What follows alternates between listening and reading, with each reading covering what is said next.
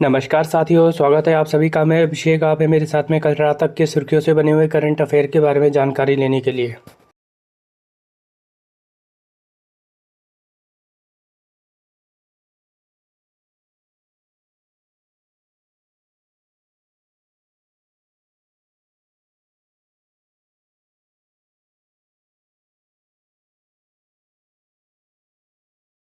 मैं आपका स्वागत करता हूं अपने चैनल स्मार्ट टीचिंग अभी 20 GS बाई अभिषेक में।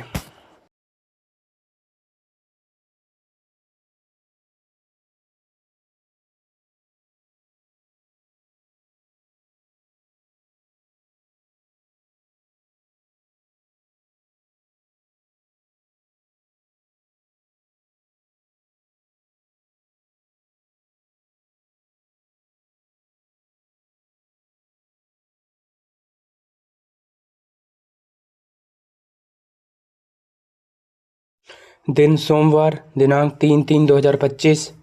हमारा मिशन आपका सिलेक्शन। इसी के साथ हम शुरू करते हैं आज का करंट अफेयर।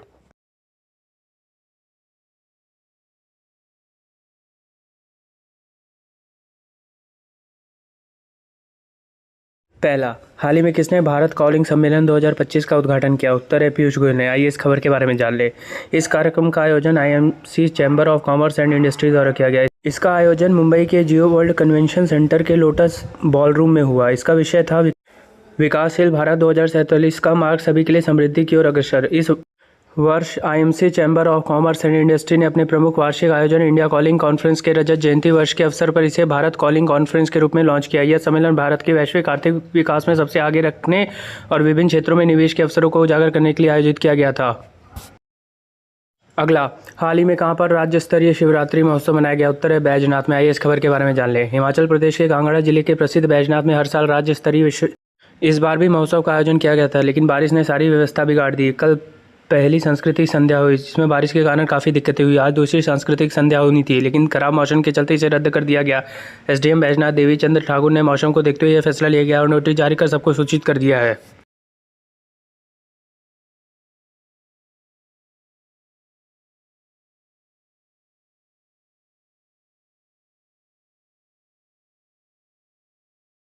अगला, हाल ही में रूस के शतरंज खिलाड़ी बोरिस स्पिस्की का निधन हो गया। नेक्स्ट, हाल ही में अभ्यास रिजल्ट हंट्स जोधपुर में आयोजित हुआ। नेक्स्ट, हाल ही में भारत के नियंत्रण एवं महालेखा परीक्षक संजय मूर्ति हैं। नेक्स्ट, हाल ही में इंडियन ऑयल के चेयरमैन अरविंदर सिंह साहनी बने। नेक्स्ट, भारत के 91वें मुख्य न्यायाधीश के रूप में न्यायमूर्ति संजीव खन्ना ने शपथ ली। नेक्स्ट, हाल ही में भारतीय तटरक्षक बल के नए प्रमुख S परवेश बने। नेक्स्ट, हाल ही में मिस यूनिवर्स 2024 का खिताब विक्टोरिया काजेर को मिला। नेक्स्ट, फेमिना मिस इंडिया 2024 का खिताब निकिता पोरवाल ने जीता है।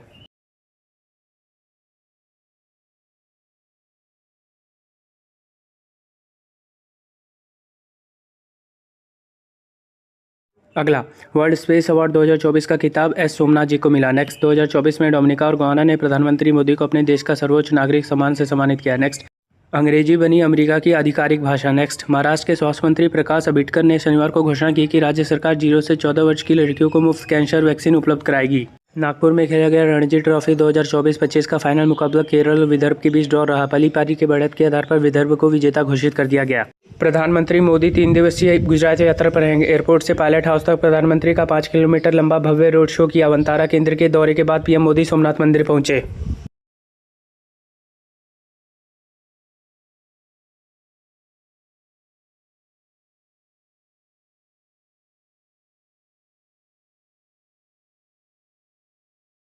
नया पासपोर्ट के लिए अब यह दस्तावेज जरूरी। पासपोर्ट बनवाने का अब नया नियम। अब पासपोर्ट बनवाने के लिए बर्थ सर्टिफिकेट अनिवार्य होगा। किसके लिए अनिवार्य? 1 अक्टूबर 2023 के बाद जन्मे लोगों को अब जन्म प्रमाण पत्र देना होगा। किन्हें मिलेगी छूट? 1 अक्टूबर 2023 से पहले जन्मे लोग ड्राइविंग लाइसेंस या स्कूल सर्टिफिकेट दिखाकर पासपोर्ट बनवा सकते हैं।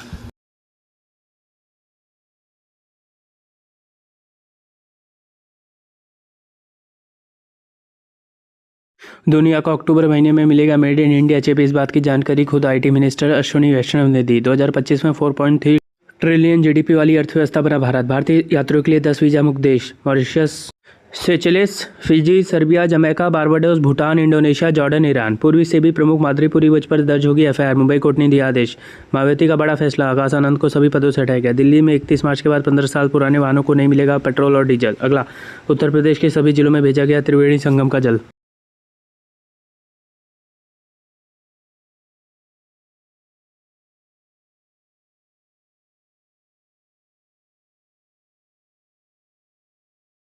अगला, हाल ही में उड़ीसा के पुरी में 9वें राष्ट्रीय स्वास्थ्य शिखर सम्मेलन का उद्घाटन किसने किया? उत्तर है जेपी नड्डा ने। आई इस खबर के बारे में जाने। केंद्रीय स्वास्थ्य और परिवार कल्याण मंत्री जगत प्रकाश नड्डा ने 28 फरवरी 2025 को पूरी उड़ीसा में आयोजित सार्वजनिक स्वास्थ्य देखभाल प्रणाली में अच्छे और अनुकरणीय प्रथाओं और नवाचार पर 9वें राष्ट्रीय शिखर सम्मेलन का उद्घाटन किया।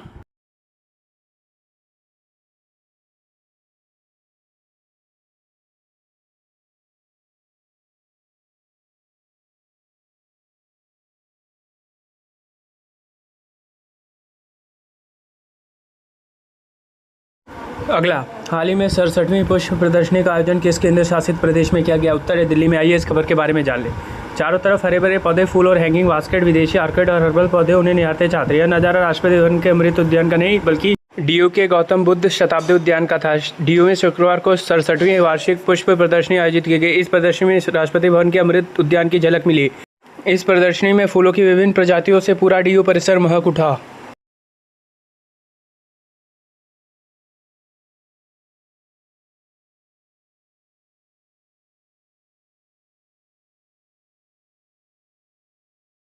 अगला, हाल ही में किस राज्य की अर्थव्यवस्था 2023-2024 में बढ़कर 8.54 लाख करोड़ रुपए हो गई है? उत्तर है बिहार। आइए इस खबर के बारे में जान लें।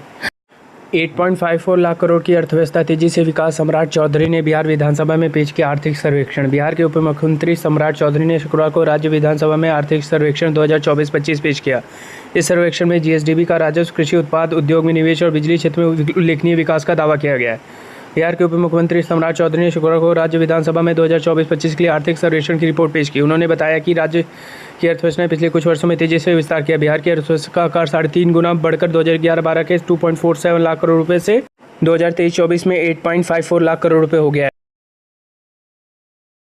अगला, हाल ही में कहाँ माउंट फेंटेले ज्वालामुखी में भारी मात्रा में मीथेन का उत्सर्जन हुआ है? उत्तर है इथियोपिया में। आइए इस खबर के बारे में जान लें।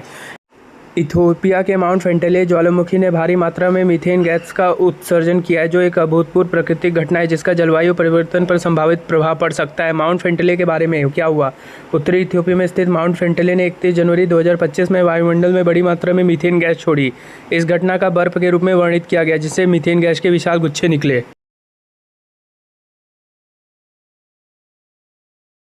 अगला, हाल ही में ममनूर में राज्य के दूसरे हवाई अड्डे को मंजूरी दी गई है। उत्तर है तेलंगाना। आइए इस खबर के बारे में जान लें। वारंगल के ममनूर में तेलंगाना के दूसरे हवाई अड्डे को हरी झंडी मिली। सीएम और कोमाटी रेड्डी ने आभार व्यक्त किया।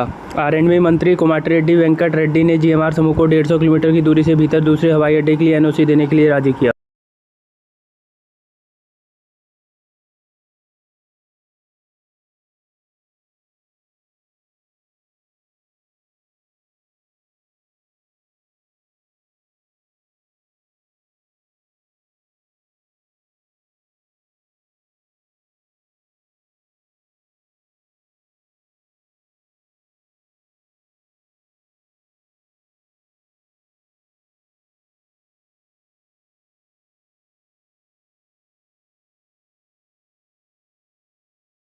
अगला, हाल ही में किसकी आत्मकथा दिया सलाई का विमोचन हुआ? उत्तर है कैलाश सत्यार्थी की। आइए इस खबर के बारे में जान लें। आर्ट्स कॉलेज में कैलाश सत्यार्थी की आत्मकथा दिया सलाई का विमोचन हुआ। नोबेल शांति पुरस्कार विजेता कैलाश सत्यार्थी की आत्मकथा दिया सलाई पर शुक्रवार को इंदिरा गांधी राष्ट्रीय कला केंद्र में विशेष चर्चा का आयोजन किया गया। इस कार्यक्रम में पूर्व राष्ट्रपति रामनाथ कोविंद मुख्य अतिथि थे।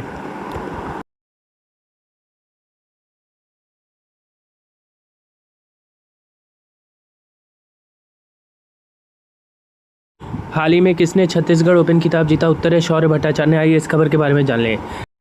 SECL Chhattisgarh open golf championship का खिताब दिल्ली के शौर्य भट्टाचार्य ने 249 के स्कोर के साथ अपने नाम किया। 1 करोड़ रुपए की इनाम राशि प्राप्त की।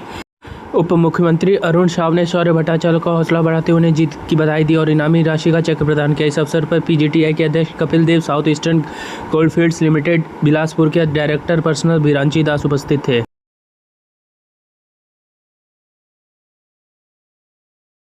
अगला, हाल ही में सेना प्रमुख ने कहां पर प्रथम विश्व युद्ध के भारतीय सैनिकों को श्रद्धांजलि दी? उत्तर है फ्रांस में। आइए इस खबर के बारे में जान ले। भारतीय सेना प्रमुख ने फ्रांस में युद्ध स्मारक पर शहीद भारतीय सैनिकों को दी श्रद्धांजलि। भारतीय सेना प्रमुख जनरल उपेंद्र द्विवेदी ने फ्रांस के न्यू शापेल में स्थित युद्ध स्मारक पर पुष्प चक्र अर्पित कर प्रथम विश्व युद्ध में शहीद हुए भारतीय सैनिकों को श्रद्धांजलि दी। भारतीय सेना ने सोशल मीडिया प्लेटफॉर्म एक्स पर एक पोस्ट में लिखा कि जनरल द्विवेदी ने उन बहादुर सैनिकों को सम्मान दिया जिन्होंने वीरता से लड़ते हुए सर्वोच्च बलिदान दिया। पोस्ट में यह कहा गया कि न्यू शापेल स्मारक भारत की वैश्विक शांति के प्रति दीर्घकालीन प्रतिबद्धता का प्रतीक है। यह शहीदों की याद को जीवन बनाए रखता है। हाल ही में फरवरी माह में भारत का जीएसटी संग्रह कितने प्रतिशत बढ़कर 1.84 लाख करोड़ रुपए पहुंच गया? उत्तर है 9.1%। आइए इस खबर के बारे में जान लें। फरवरी माह में 9.1% बढ़कर 1.84 लाख करोड़ रुपए पहुंचा जीएसटी कलेक्शन। भारत का goods and services tax collection फरवरी 2025 में 9.1% बढ़कर 1.84 लाख करोड़ रुपए पहुंच गया है। यह लगातार 12वां महीना है जब जीएसटी कलेक्शन 1.7 लाख करोड़ रुपए से अधिक रहा। इस बार कलेक्शन बढ़ने की मुख्य वजह घरेलू व्यापार में तेजी, जिससे घरेलू स्तर पर जीएसटी राजस्व 10.2% बढ़कर 1.42 लाख करोड़ रुपए हो गया है। वहीं आयात से मिलने वाला जीएसटी राजस्व 5.4% बढ़कर 41,702 करोड़ रुपए हो गया है।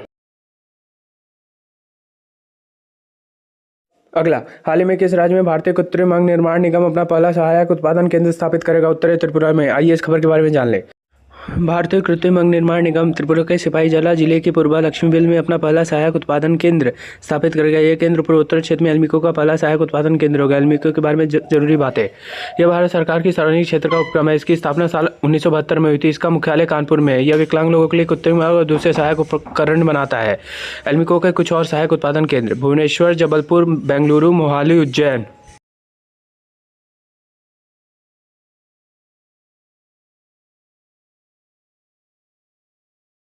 अगला, हाल ही में सीआईएसएफ प्रशिक्षण केंद्र का नाम किसके नाम पर रखा गया? उत्तर है चोल राजकुमार राजादित्य के नाम पर। आइए इस खबर के बारे में जानकारी लें। सीआईएसएफ के अरोकणम में भर्ती प्रशिक्षण केंद्र में का नाम चोल राजकुमार राजादित्य के नाम पर रखा गया, जिनकी हत्या थक्कोलम में हुई थी। अरोकणम में केंद्रीय औद्योगिक सुरक्षा बल के रिक्रूट ट्रेनिंग सेंटर का नाम बदलकर चोल राजकुमार की याद में राजादित्य चोलन थक्कोलम कर दिया गया। सीआईएसएफ के महानिदेशक राजेंद्र सिंह भट्टी ने 24 जनवरी को नाम बदलने का आदेश जारी किया है।